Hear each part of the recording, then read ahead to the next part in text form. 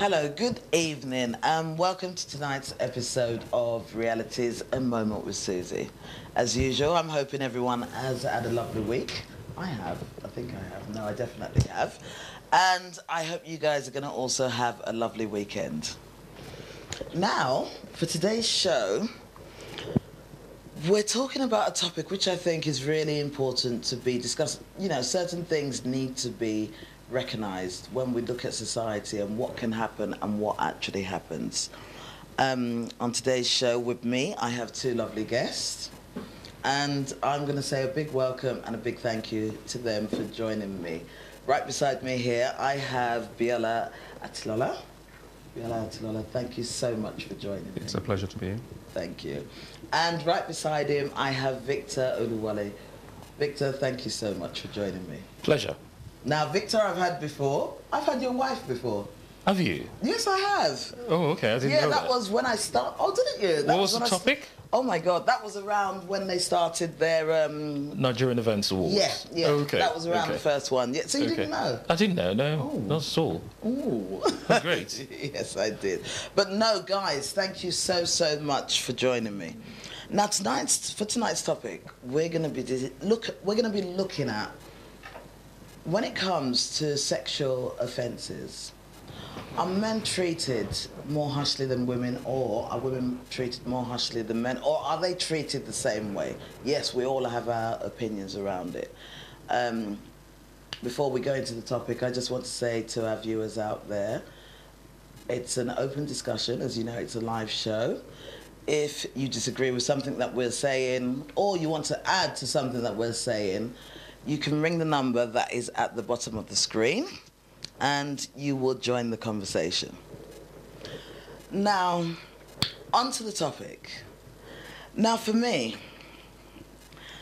I've always looked at these type of issues, and for some reason, for me, I feel that it's a good thing to discuss it, because, funny enough, I feel that men are treated more harshly.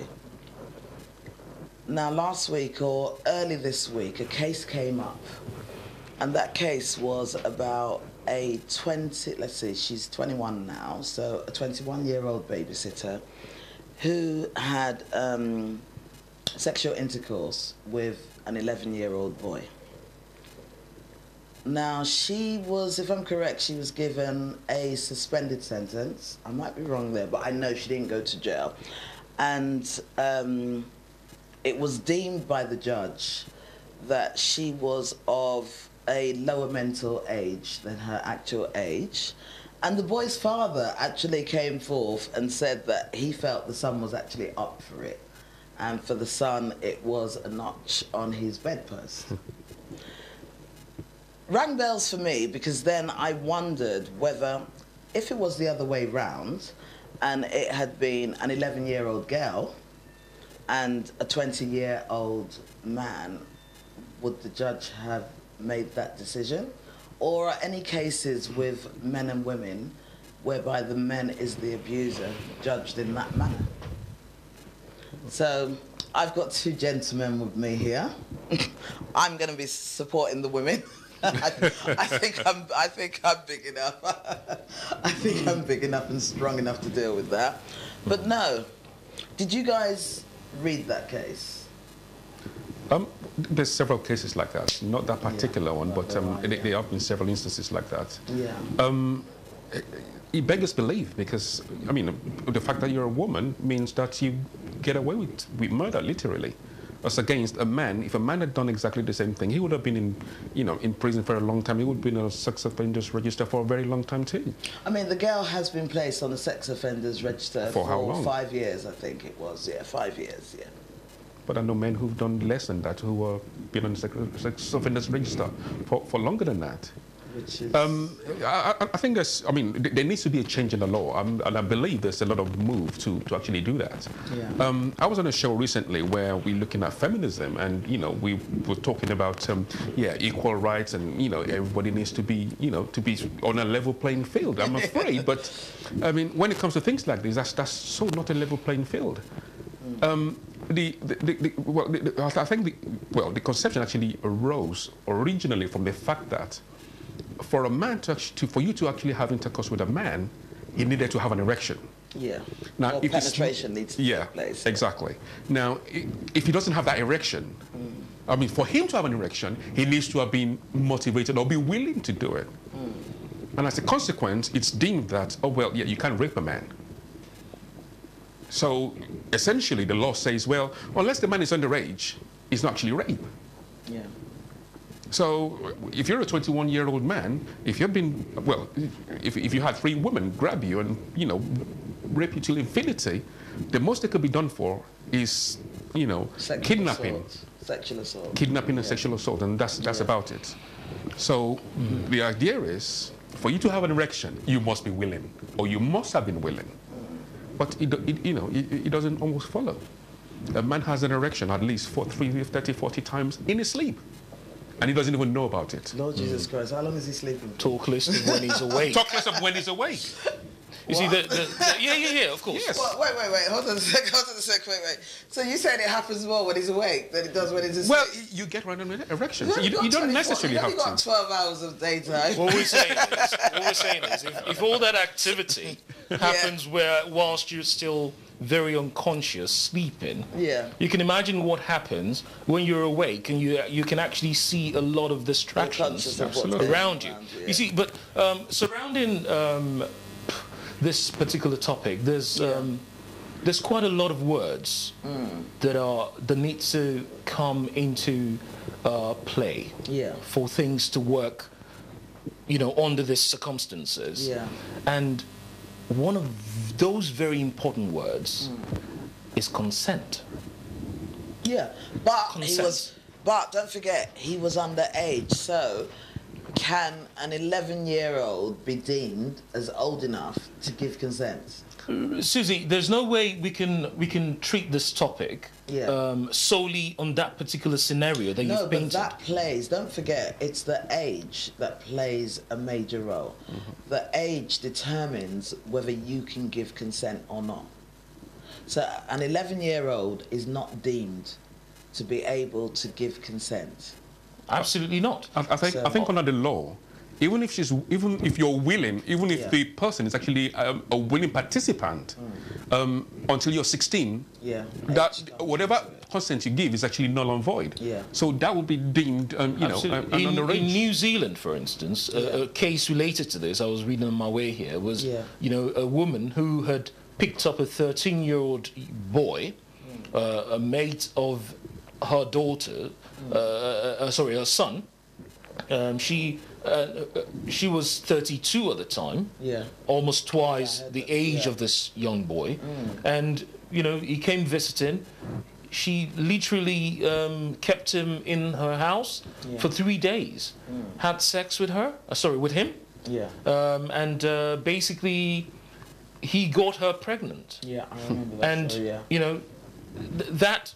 Obviously, and she was also giving him drugs. She went to prison, didn't she? She went to prison. You see, in the 17th century, Lord Matthew Hale had said that rape is a crime that is most difficult to prove. Well, He also said it is also very, very difficult to defend yourself against rape. Not always. It depends on the type of rape. If it's a violent rape, then half the time it's quite easy. In the 17th century, of course, you know, things have, this was when people were being hung to death for raping people. Now, this was when later on they decided to bring that down a little bit and say that, well, people should just go to prison. Now, what I'm saying is, if only our lives could be monitored by CCTVs. I don't want nobody watching me 24/7. Wait. All through our lifetime. No, forget for that. people to see that. Okay, this was what happened. It is always going to be difficult to prove rape. No, but it's not always difficult. Don't forget, if it's a violent rape, there's evidence of that rape. So, and there's also forensic evidence. So then it's not difficult to prove. I think it's difficult to prove when there is no proof, or it's, you know, I think you find that the scientific evidence goes out the window if the gentleman who rapes or the woman who rapes says, well, we agreed to it. Oh yeah, definitely. Yeah. Then we say, I actually made love to this person. However, so what's the scientific evidence going to say? Well, yes, there was. Yeah, but most people that end up being raped will not turn around and say, especially if it was something violent and there's proof of that. You know, they're covered in bruises, cuts, and there's forensic evidence. They're not going to turn around and say, you know. And if there's violence, you're going to really have to explain why. Statistics shows that 75% of people who actually rape are people you know. They're not strangers. Yeah. I think most sexual offences are performed. The perpetrators are usually people that are known to you've the met person. before, yeah. Yeah. But do you know what? Talking about men, whether they are treated more harshly than women, isn't it interesting that a man in the UK can be sentenced for rape, but a woman cannot unless it's with a minor? I mean, I'm sorry, and I need to apologise for this, but I'm one of those who has that school of thought that a woman cannot rape a man. I just don't see how it's physically possible. If you want me to explain myself, I can. Please go ahead. Right. The reason why I feel that a woman cannot rape a man, and maybe it might be my biology going wrong, I don't know, but I just don't believe that a man would get an erection under distress. I think at the end of the day, you know, if he hasn't got an erection, then how does the woman rape him? Can I just say something to that? I mean, you guys are men, you can explain well, it. In that case, a man cannot rape. No, it's not possible for a man to rape because, number one, if you're struggling, how does a man get an erection? No, you're forgetting something, Bella, but the person you're trying to make love to, it's not hope. Well, it's a lot of struggle to hold on to an erection. It's a lot of trouble to hold on to a woman who's struggling and fighting you and punching your face and knocking your face in, and you're holding her down and opening her up and penetrating her. Basically, that's what you're doing. No. And you're doing it without consent. Can I say something? Now, you're doing it without consent. Yeah, but Victor, can I say something? It is a very, very difficult thing. I mean, you need to be screwed up in the head to be able to do that. Can I just say something? You guys, I'm going to actually say to you guys that both of you are totally wrong there. Right. And should I tell you why I say that you're totally wrong? You are totally wrong because you forget that not everybody functions the way you do. Some people get pleasure out of that. For some people, that is what arouses them. Most rapists are not normal thinking people. Absolutely. Most rapists have weird thoughts and weird things that arouse them. So that woman struggling is what arouses them. So because of that, they can now rape. As much as we talk about the act itself, we need to talk about, we need to talk about what happens pre the rape and post the rape. Yes, now, but Victor, you're going into dodgy ground. No, it's dodgy, but we have to discuss it. Because regardless, don't forget, the law, according to the law, regardless of what happens, even if a woman is stood in front of you, even if you guys are in bed, getting ready to perform the act in a loving manner. If the woman now turns around and says no, no means no. You see that word you just mentioned? No? Yeah. I love that word. Yeah. You see, when I was growing up and we were into this reproductive health training, I remember Dr. Asiad said to us, when a woman says no, she means no. Yeah. Right? But there are classes of no. Now, turning to the ladies who attended that class, he said to them, there are classes of no. If you need to say no to this young man, say no blatantly. Don't say no. Excuse me? Don't say a leading no. Victor, excuse me? Victor, don't say no to them in such a way they'll believe that you actually mean yes. You're playing hard to get. But what you're playing hard to get. Victor, then they move on. No, they press on. But Victor, you're forgetting and it leads something. to rape. But wait, hold on. Victor, you are forgetting something. Whatever we do in life, we are guided by the law. Yes. Regardless of what assumptions we would want to make. Regardless, if I'm saying no, I can say no with a smile. And you can now make that assumption that because I've said no with a smile, I don't mean no. But the fact is, I've said no, and you've heard that word no. So you are not going to go into a court of law, and you are not going to say, well, she said no. But you know what? She was smiling, so she actually meant yes. That doesn't hold no water. The fact of the matter is, if you were told no, you have to take that no as no. You understand? And that's irrespective of how it's said. Irrespective of how it's said. That is exactly what the law says. Yeah. And that is what you will be trialed by. Of course. However, there's loads of men out there who are actually behind bars on the sexual offenders register and whatever else you can think about, who actually did not rape the person they were supposed to have raped. I do agree with you. If you have consensual sex with a woman, and all of a sudden she thinks, actually, maybe I shouldn't have done that. I don't like this guy anyway. I was under the influence. You know what? I'm saying to you guys, take that totally out of the picture because we know that that is absolutely wrong. There is, in short, there's nothing you can defend in such a situation. Do you get me? Because absolutely. You can't sit down. You cannot have sex with someone and then after you've done the act, now say, I made a mistake there. Right, I'm going to shout rape. That's a blatant lie. You've already done it. You've decided what you wanted to do. You've done it. You can't take it back. So we know that some of the problem. But we are now talking about people who actually do. I'm going to ask you now. Yes, is it now harsh for the law to say that the woman said no, but her action said yes? So because she said no, and you heard her say no, that meant no. That will be put through trial, you see. Yeah. It would go through trial. And I don't think that trial will hold. I don't think that trial will hold much water if you admit that the woman said no.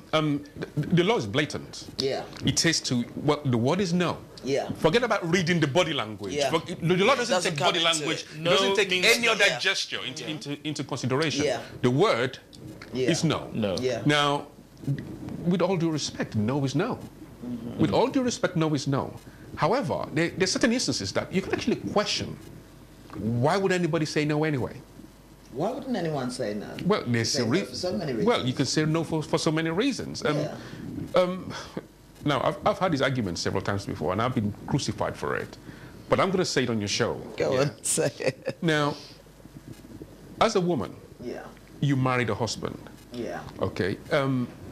You married for a particular reason. Now, bear in mind that it's give and take. It's not, oh, I rule the reins. Yeah. I feel like it, I get it. If I don't feel like it, I don't. Now, there's certain instances where a woman will use the word, oh yeah, if you touch me, then that will be rape. Oh, I'm saying no now, so you can't do it. Yeah, so she has the right to say that. But what's the essence? No, you have the right to say it. Yeah. But why on God's earth would you even get married in the first instance if you know you're not going to subscribe to your matrimonial obligations? Hold on a sec, Biola. Hold on. As a woman, I am now saying that because I married you, that doesn't mean that whenever you feel like having sex with me, I need to say yes to you. It doesn't work like that. Listen. I've been married for over 20 years. Yeah. Now, within reason, I know when I'm due, or if I know, excuse me, know when I'm due. If my wife says no, I can reason with her. But if you're such a person that, oh yeah, you haven't paid me, or you haven't done this, or you haven't done that, I need you to, honey, could you please do that? And because you didn't do it, he goes, don't worry, I'll catch you in bed tonight. And all of a sudden, no. I'm sorry, but you're failing your matrimonial obligations. So, no, but hold on a sec. Okay, you felt, okay, yeah. So you're actually using sex as a weapon. Okay, you're using sex as a weapon. Absolutely. I agree with you there. It's wrong to use sex as a weapon. Yes. But the problem here is she said no. Yes, So for the fact that absolutely. she said no, you have to abide by that no. Of course. Whether you like it you or see, not. By all means, you abide by the no. And don't forget, you're married for better or worse. I know of a case Yeah. ongoing. The gentleman is already in jail as we speak. The wife had accused him of rape. Yeah. Now, this is a man who believed, you are my wife. I brought you into this country to be my wife. Oh, well, that totally throws it, See, don't it? I'm not to be my wife. Yeah. Now, I'm not the sort of man who drinks. Yeah. I'm not the sort of man who womanizes outside, who does any other vices, who engages in any other vices. Yeah. I want to go to work, come back home, meet with my wife, and, do what men and women do. Absolutely. What they get married for. Consummate your marriage. Consummate my marriage. Now, coming home, you get home, and that woman says no to you. Yeah. Now, this man, fine, made the mistake of going ahead and... He raped her. Well, no, basically that's what he was. That's what he was. Yeah. But the question is, what are our men being turned into? Beasts. Because... Well, that's what you become if you rape someone. Listen, it's what the woman says. I didn't want to do it. I had to do it because he wanted me to do it. Now, he's my husband, but I didn't want to do it at the time. Yeah. We're married. Yeah. But I didn't want to do it at the time. He literally forced me to. He didn't beat me up, but I didn't want to do it. I didn't feel like it. Yeah. That could be rape. But our men still needs to recognize the fact that getting married to somebody, paying their dowry, does not mean that, like you said, they'll be ready for you every day, every night, every now and then. It's the fact that within reason. Listen, unfortunately, the life that we live, there is no reason. It's, you know what, if she's going to say no to you, you have to, listen, when you live in this country. It's not an argument. Any no means no. Full stop. Full stop. Yeah. Absolutely. That's underlined. That's absolutely exactly. perfect. I think you need to do a survey of how many men have gone ahead to make love to their wives, even though their wives have said no initially. I'm sure very few men will admit it. And have you? And have also, you? Wait, have you? Wait, let me finish. Let me start the and also, how many women? How many women have said no initially and changed their minds? Yeah, but if they say right there and then, Victor, Victor, yeah. If your wife says no initially, and then she changes her mind, you haven't raped her. Most of the time, one thing that we have to realize is that most of the time,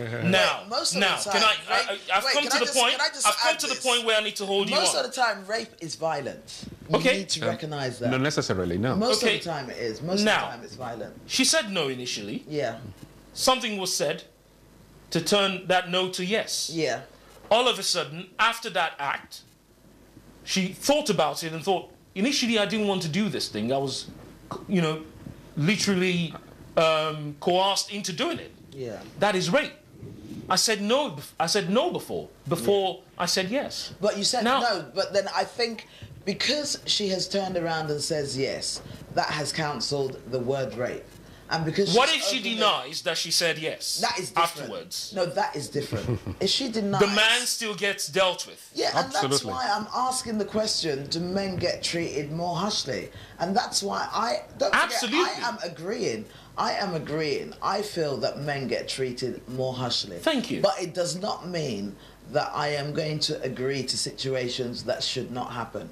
It doesn't mean because I feel that men are treated more harshly in cases of sexual offences, it does not mean that I am still going to agree that, oh, you know what, you married her, one of the reasons why you married her was so that you guys would, have an intimate relationship, and whenever you turn around and say, right, I want us to make love tonight, and she turns around and says, sorry honey, not tonight, and you go ahead and force yourself on her, being married to her does not give you the right with this in this country. Absolutely not. Maybe anyway, we actually agree on that.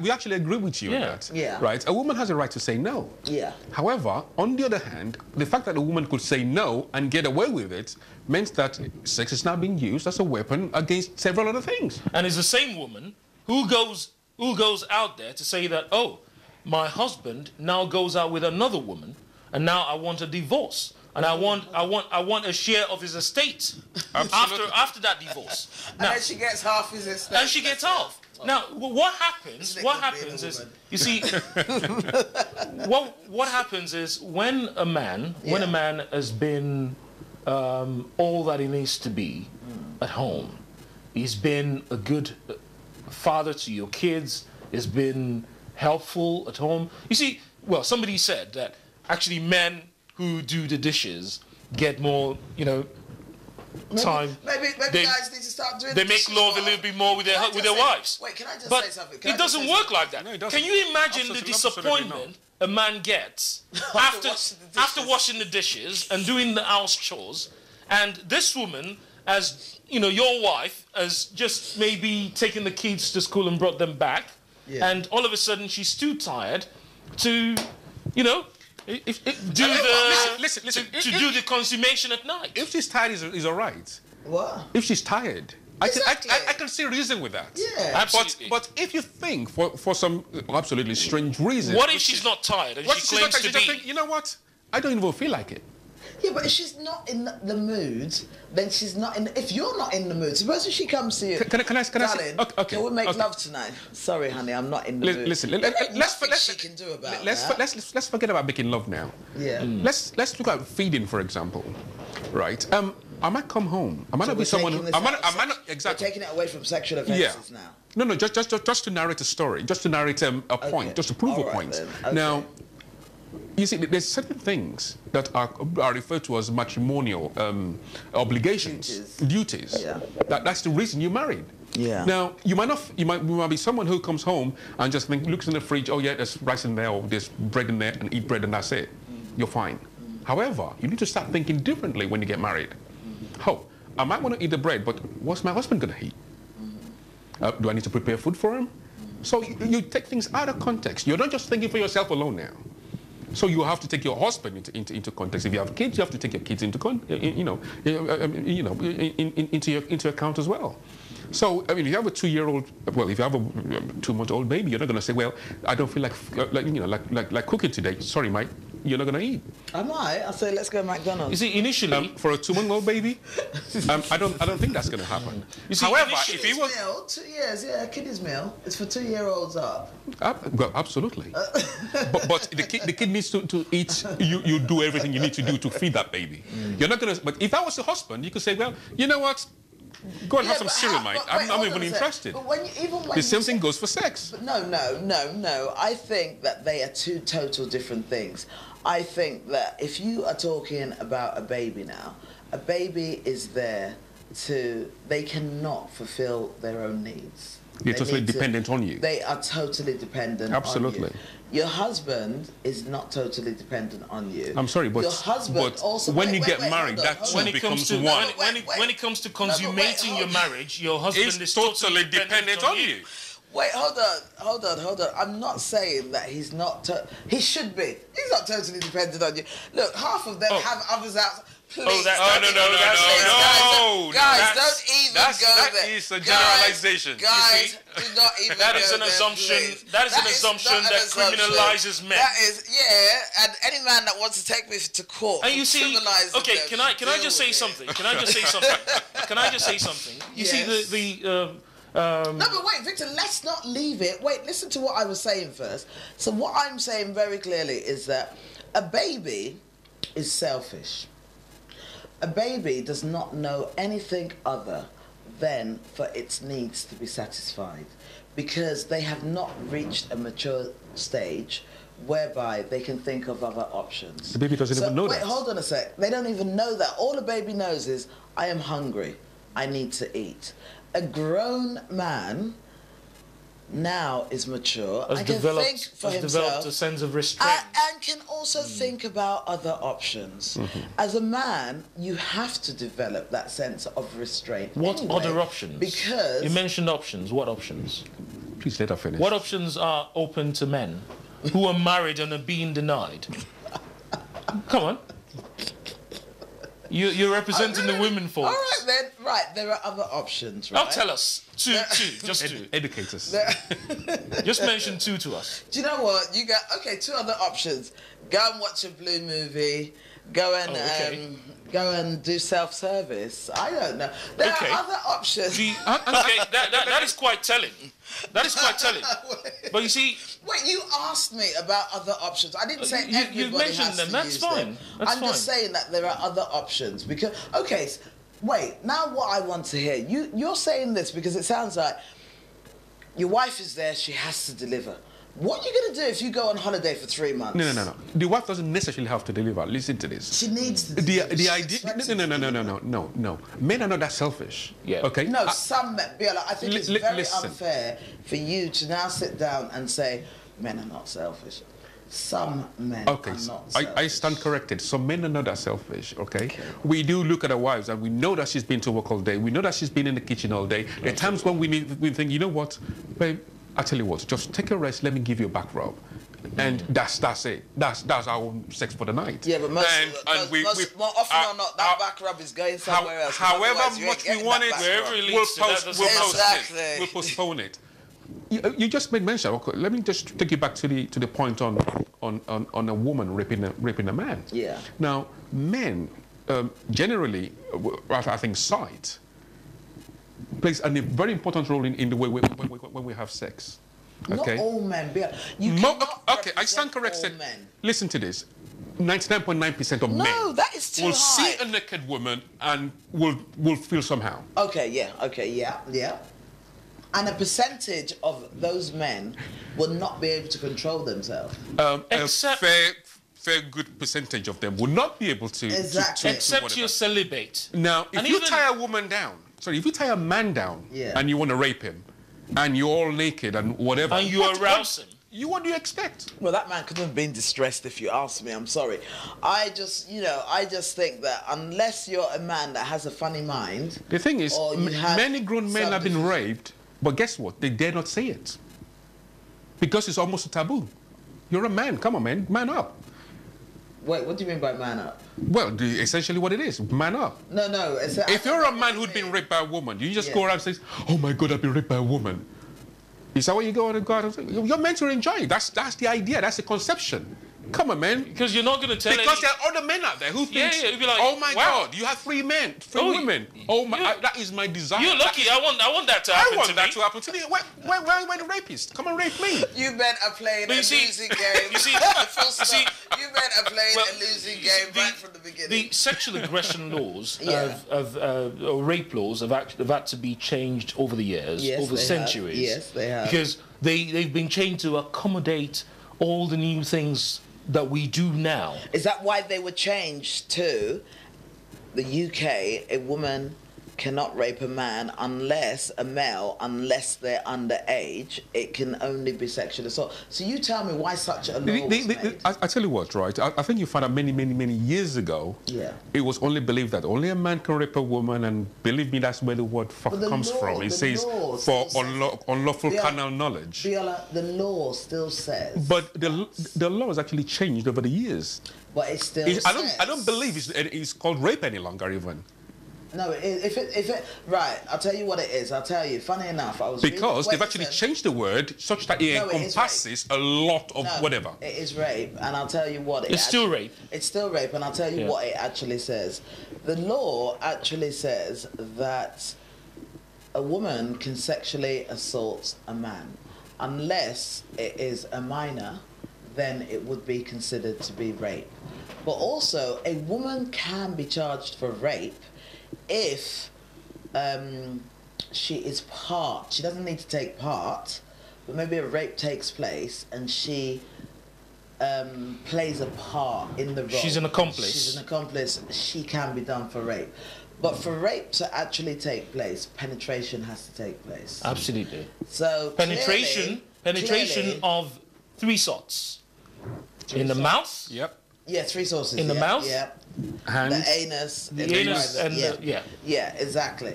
So usually, according to law, a man can rape a man. According to the UK law, sorry, a man can rape a man, but a woman can't rape a man. A woman can sexually assault a man. Well, I think you finally well. Well, the topic today speaks for itself. Men are naturally being treated more harshly than women when it comes to these cases. You see, imagine a scenario where, in an office, for instance, a boss is accused by a younger colleague of rape. Basically, what has he done? He's put his thingy in my mouth and asked me to suck. Oh my God, Now, that is disgusting. wait, okay, wait, that is rape.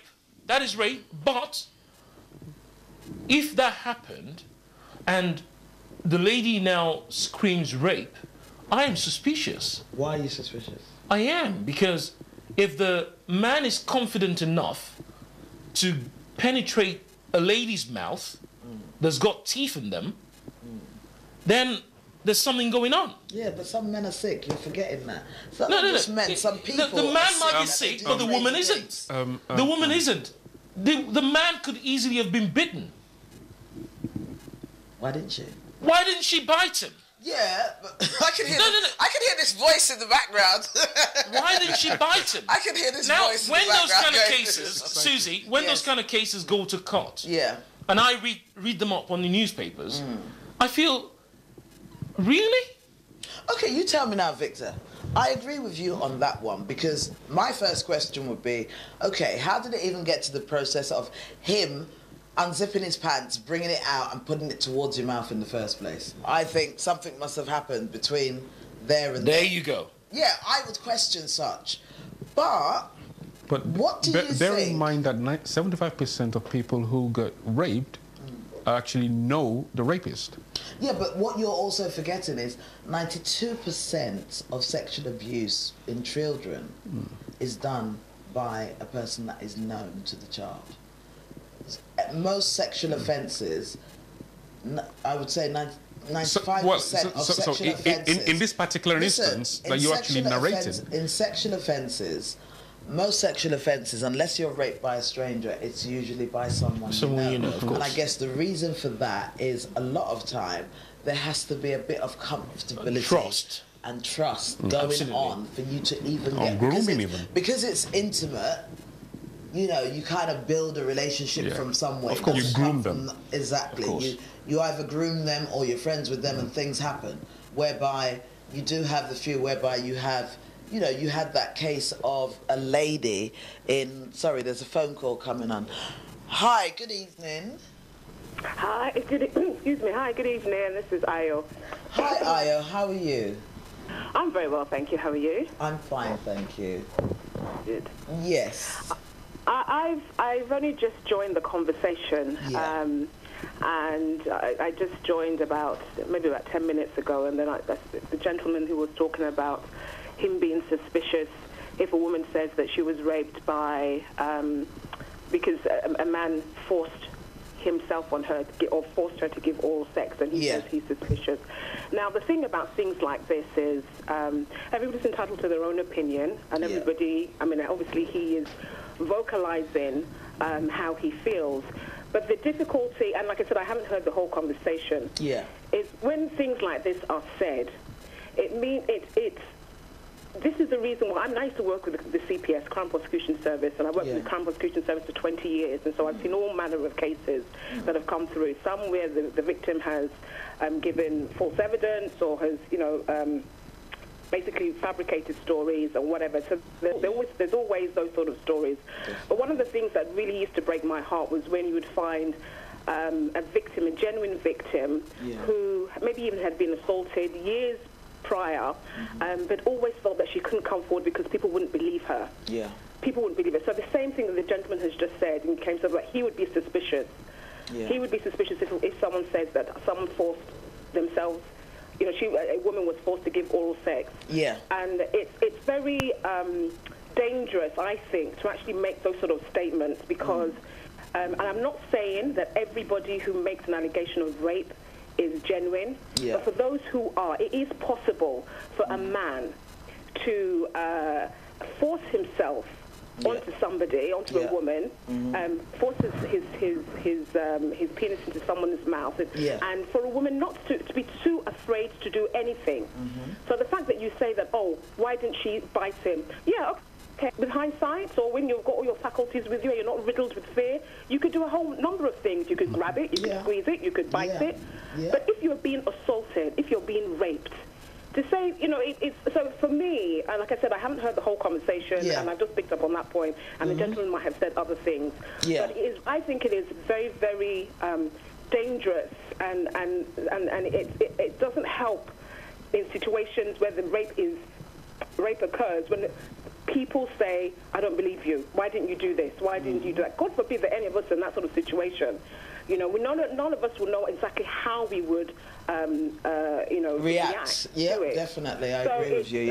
So that was just that's the reason why I thought I had to call in. Because Can we keep Ayo on the line for a short bit? Ayo, Victor would like you to stay on the line for a short bit. Hello, Ayo. Hello, Victor. How are you, man? Yes. I'm good. I just wanted to paint a very another scenario to you. Now, we've been talking here about men being raped. I absolutely appreciate and understand everything you just said, but I want to bring you back to men being raped. Now, if a man is being raped and he says he has just been raped by a woman, naturally, people tend not to believe the man. Retty just said here that she finds it difficult for a man to actually claim a woman has raped him. Now, what about us thinking that if I'm a man and a woman tries to rape me, most men are naturally stronger than most women. I could fight my way out of it. Now, why did I not fight my way out of it? Are you following, man? I totally. Why did I not fight my way out of it? Was I under duress of any sort? Was I afraid? Did the woman have a gun to my head? Better, stronger. So therefore, how can a little bitty woman come and rape you? But it happens. It does happen. And I don't know whether you've spoken about the different types of rape, but a woman can force a guy. She can force herself. She can give him oral sex without his consent. I mean, I don't know if that actually comes under rape or sexual assault, but no, a woman is. The law states that a woman cannot rape a man unless he's underage. Then it's considered to be rape. If he is not underage, it's sexual assault. Victor, that why doesn't he do this? Why doesn't he do that? Yeah. There's so many. We can't just say male, female, male stronger, female weaker. Therefore, the man must have overpowered her, or you know, woman weaker. Woman's got the thing in her mouth. Why didn't she just bite? Things are not always black and white. Absolutely, I agree with you. That's the point I'm trying to make. Yeah, I absolutely agree with you. The woman in this case could actually have a gun. Well, I can't see the man getting erect if she did. They'd be too scared. Sorry, that's, you know, and I admit I might be wrong, but that's the way I see it, because I don't know. For me, I feel that for a man to become sexually aroused, his mind needs to be at least at ease to a certain level. For him to get to that point, not a man, but you've got that is, and that's what this is what I put to them, because like I said to them, I'm not a man, but as a woman, this is how I see it, and this is how I understand it, and I might be wrong. I'm not saying that is a lot of scientific stuff. Let me just answer that. Scientific? It is. Let me just answer that. You just admitted that. Well, you just said or assumed that for a man you can't rape a man because he's not going to have an erection anyway. Now, and if he doesn't have an erection, how can sex take place? Exactly. I totally agree with you. Yeah. Okay. Now, if a man can put his little thing in a woman's mouth and that constitutes rape, Yeah. A woman who gives a man, even, I guess his consent, say he's supposed to tie down or anything, give him a blowjob, how is that not rape? That's sexual assault. It's the same thing, but it's reversed. It's the same thing. It is the same thing. It is the same thing, but I don't know whether the law would call that. I think the law states rape as mouth. Okay, so that would be rape. Yeah. Mouth. Yeah. Okay, so that would be rape. It would be naturally. So if you might not be interested in it, you might not even get an erection. I'm not being graphic. You have performed the act. I'm not being graphic, but I think it would be easier for a woman to perform oral sex on a man than to rape the man. Yeah, but it's still rape. Oh anyway. yeah, then that would be rape. To me, rape. That would be rape. And just like if the man done it to the woman, I think what I said that I totally, absolutely agree with is the fact that we must not and should not trivialize or discountenance anything that is any claims being made by either a man who claims to have been raped by a woman or sexually assaulted by a woman, or a woman who claims to have been raped by a man under whatever circumstance. Don't forget, you were the one questioning it. Of course, I've just painted that scenario. I've just painted those two scenarios. He was painting devil's advocate. Just for us to understand this fact. And to be honest with you, and to agree with Ayo, the woman in question who refuses to bite might not have done that because of fear, like she said. Yeah. Might not have done that because of the authority of the man. Well, it's also, there's other fear. Don't forget, this is her boss. This is her job. If a man's put a gun to your head life, and say, go on, do it, I don't think you're going to bite him. No, the last thing you do certainly is not. You're not going to. Exactly. Yeah, exactly. And a gun could also be in form of you lose your job. No, but a gun could be emotional. Absolutely, it could be anything. Threat as well. It could be anything. So with that, would you still say that men get a raw deal, or would you say absolutely men still go a raw? They still get. Absolutely. We still get the raw deal. Certainly. Ayo. Hello. Oh, Ayo's gone. I was going to ask her what she felt, whether she felt that men got a raw deal. I mean, for me,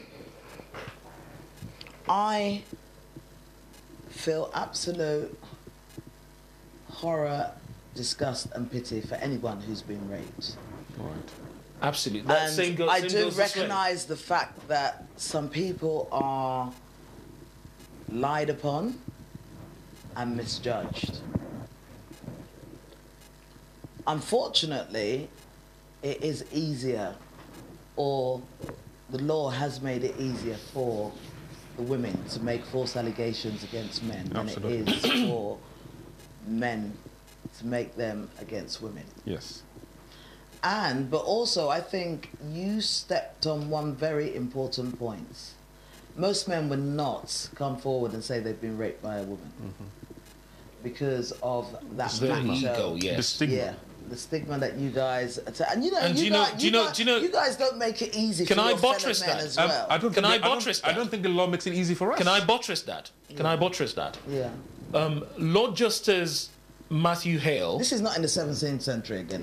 Yeah. He said very instructive things. Yeah. He said, in a rape situation, in a case of rape, it is actually. It actually is that the victim is much more on trial than that is the sad thing. Yes. And that is the attacker. Yeah. Well, usually the attacker is usually there trying to defend himself, and then you get the victim who relieves the situation. So basically, a man, like he said, a man will not want to put himself through that situation of being probed. Like, you mean to say that this woman held you down and had sexual intercourse with you? Is that what you're saying to this court?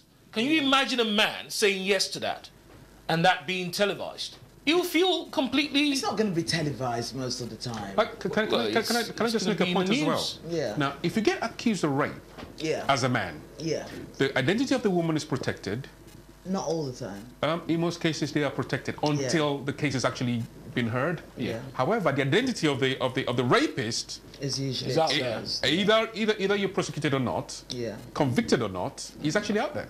That is very true. So we can always point, oh yeah, he's the rapist. Yeah. However, and people make that judgment. People make that judgment. Away. Yeah, that is very true. So yeah. But like I said to you when we started the show, I am in support of men here because this show is about men, and do they get treated more harshly than women in sexual offence cases? And I sincerely think they do. But I want us to revisit that case of the 11-year-old boy and the 21-year-old babysitter. So what do you guys think about the father now saying, my son was up for it? For my son, it was a notch on his bedpost, another notch on his bedpost. I think perhaps the dad was up for it more than the son, because I think the dad was up for it. Yeah, I couldn't tell what was going through his head. 11-year-old. Yeah. What do you know about yourself? What have you seen? But then you see, you guys are now making that quick assumption that because he was 11, he had no knowledge. Kids nowadays some kids do become sexually active at a very early age. And now you know, when I read it at first, I was horrified that the father would say such. But when I sat back and thought about it, I thought, well, hold on a sec. Supposing this father is being honest, supposing his son is already sexually active, and he's on that road to let me sleep with as many women as I can, and I've heard, I don't know about anybody else, but sometimes it's a fantasy for young boys to sleep with older women. Well, the question I like to ask is... I must say, as an older woman, I get younger men coming after me nowadays. The question I like to ask is, in this scenario, this particular story, I think I read somewhere where the lady, the babysitter, had said that she easily falls in love. Yeah, but apparently she doesn't act her age. So you know, you have to take all that into the balance, as in he's 11 years old, but he's much older than his age, and his father must think he's much older than his age for his own father. Come off it. Who knows an 11-year-old more than the father? Because we are very quick to say not possible, but no, it is possible. Well, absolutely. It is very possible. Absolutely. Yeah. And she's... If that was a teenager, yeah. He's not even a teenager. If that was a teenager, I'd probably think differently, because that's when you reach puberty. That's when you discover certain things about yourself. Well, tell you the honest now, at that particular point in time, you're literally going all out, looking for it. Biela, when do you think... That is why it's very easy for a teacher in school to have made love to their students and stuff like that, because there are many cases like that. Biela, let me ask you, when do you think young boys hit puberty? They hit puberty a lot later than women. But now, women generally, from about the age of 10, 9, starts to, you know, come into womanhood, and they start to, start their period and stuff like that. Even then, they're only discovering themselves. They're not all about boys. Yeah. They are so not into boys. So, oh my God, I'm changing. I'm going to shock you here. They're in a shock. I'm going to shock you. Before you shock us, can I say something about that father? Yeah. I'm very, very suspicious of him. Why? I'm suspicious of him because for him to have openly declared that about his son, he wasn't even defending him. No, he is defending the attacker. Yeah. He's defending the attacker. He wasn't defending the son. He was throwing the son under the bus. And I'll tell you why he might have been doing that. That might actually be telling what goes on in their home. Absolutely. What he has been doing or has been exposing the son to through his negligence. Now, if you allow an 11-year-old to be so exposed to sexual contents, either on the internet or anywhere else, an 11-year-old, now as a parent, you should be held responsible. I do agree with you there. I agree with you there. I think but if you have an 11-year-old who... I agree with you there, but wait, listen. I do agree with you there. But I think that also parents as a whole need to have a sense of reality. Being someone that has worked with children before, there is one thing that I know I always say, and I know a lot of parents don't agree with me. When you have a young son and a young daughter, it comes to an age, and it's a very much earlier age than you think it is, they need to be separated. Absolutely. Because whether you, wait, let me finish, Victor. Whether you like it or not, kids will experiment. Now, all you need is, I'm not supporting the dad, and because we can make assumptions about, you know, why the dad spoke like that. But let's be realistic. The dad could be telling the truth, because the kids are getting sexualized at a very early age nowadays because of the exposure to the internet, because they have mobile phones that go on the internet, which is why I always say kids shouldn't have, you know, mobile phones that go onto the internet at a very, very early age, because they get exposed to stuff. But supposing this is a dad that is being honest, that has tried to protect his son, but the boy has friends that expose him to this, and you friends? know, wait. Yes, that's 11. Listen, I am saying to you, don't forget, at the age of 11, what happens to a child at the age of 11? They're going to secondary school. You find out that kids nowadays get sexualized very, very early, much earlier than we think. You find out that kids know much more than we give them credit for knowing nowadays. Absolutely. Because of the exposure. Absolutely. And it's not about just what you teach your child. It's about what your child is exposed to in school, friends they talk to. I remember there was a case of a 10-year-old that brought some pornography to school.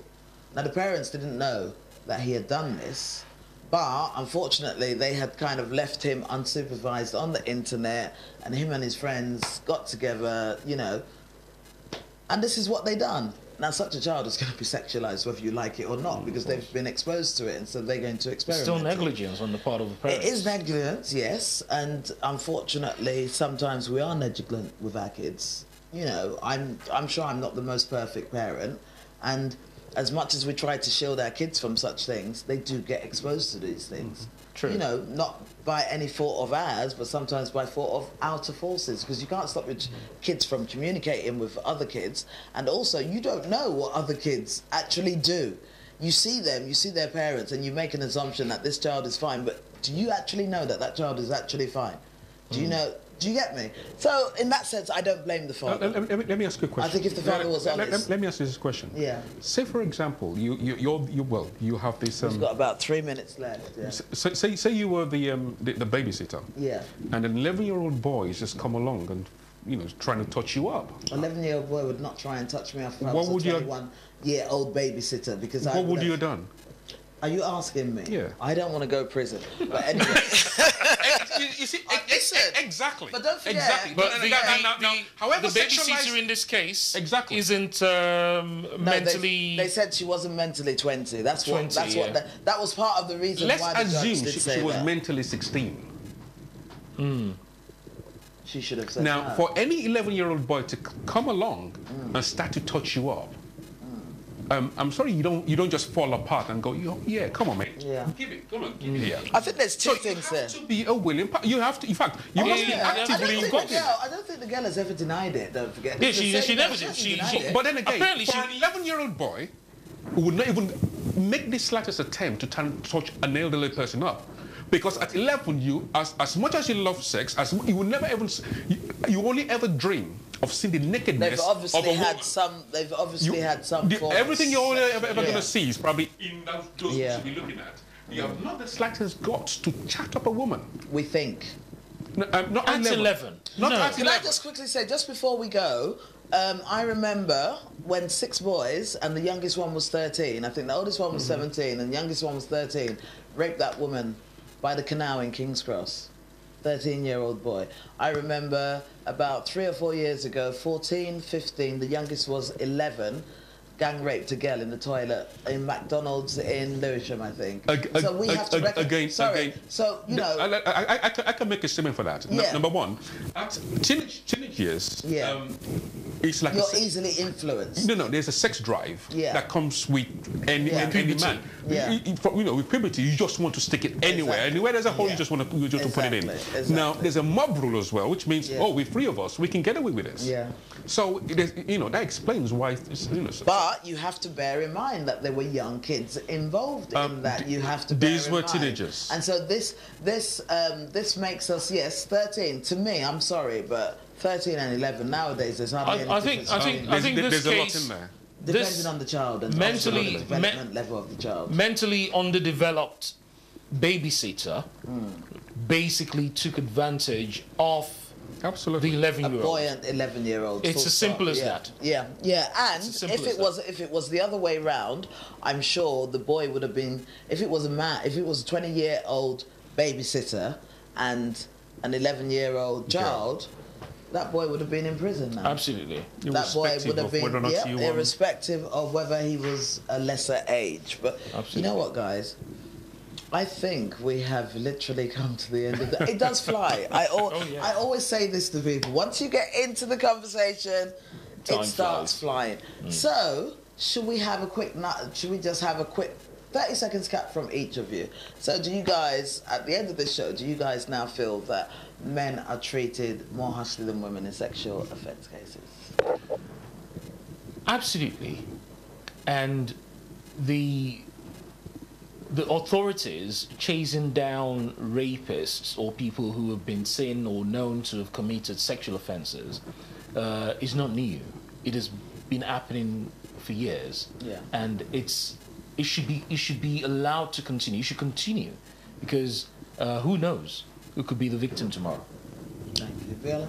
I think I'll totally, echo what he's just said because, we've been dealt a raw deal as men to be brutally honest with you. The psychology or the assumptions that were made many, many years ago are no longer falling through right now. Yeah. We have our feelings. We have, we're likely to respond to things, however the situation is. So, the law needs to change. Yeah. Yeah. Thank you so much, guys. And I agree that the law needs to change, but I also feel that it is very important for fathers to educate their sons on the law in a way to help their sons protect themselves against these type of things. I think we all know that the laws are not going to change overnight, and because of that, I think it's the role of you guys as dads, sit your kids down and tell them about these laws. Tell them of the disadvantage towards them of these laws so that they can protect themselves. Because sometimes it's not what it's meant to be and it turns into something else. But I'm going to say to you guys a big, massive thank you for joining me tonight. And I'm going to say to our viewers out there, I hope you guys got something out of that. And thank you so much for joining us. And we'll be here next week for another topic. Thank you and good night. Have a lovely weekend.